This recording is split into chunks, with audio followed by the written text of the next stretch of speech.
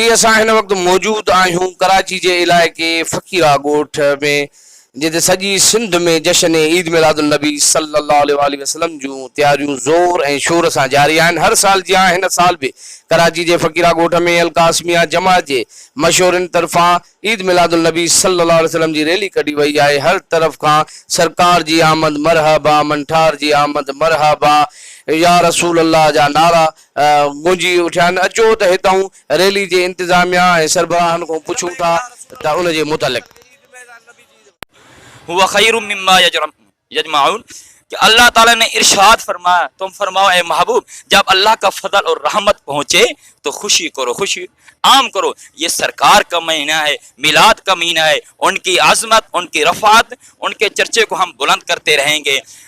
वरफ़अना लका ज़िक्रक, अल्लाह ताला ने कहा ए महबूब, हमने आपके नाम को बुलंद किया। निसार तेरी चहल पहल पर, हजारों ईदें रबीउल अव्वल पर, सिवाय इबलीस के जहां में आका सभी तो खुशियां मना रहे हैं।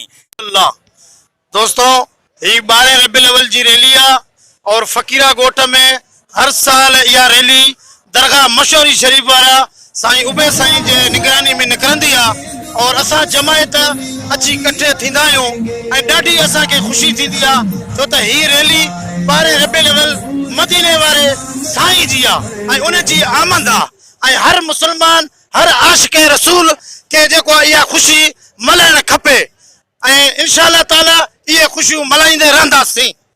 जैसे वहाँ ख़बर है रबीउल अव्वल जो महीनो शुरू थी चुको है। ये हर साल तकरीबन के 9 साल आहिनि रैली के।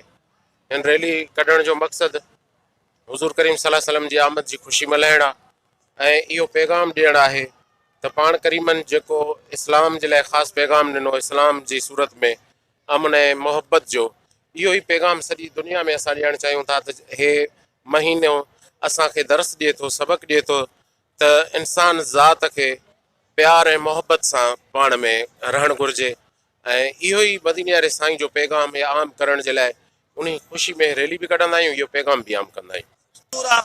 अगर जे सहाबा जे टाइम में ही कम कोन हो, ताबई जे टाइम में भी ही कम कोन हो।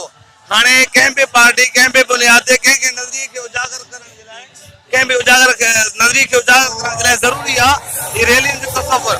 उन तसव्वुर में असां नबी पाक सल्लल्लाहु अलैहि वसल्लम जी इज़्ज़त, तालीम, तौक़ीर खे उजागर करण जे लाइ ही तरीक़ो इख्तियार कयो आहे जो अॼु जे ज़माने जो दस्तूर आहे। उन दस्तूर मुताबिक़ असां रैली कढूं था। मक़सद मदीने वारे साईं जी इज़्ज़त ऐं अज़मत जो इज़हार ऐं नबी पाक सल्लल्लाहु अलैहि वसल्लम मोहब्बत जो इज़हार।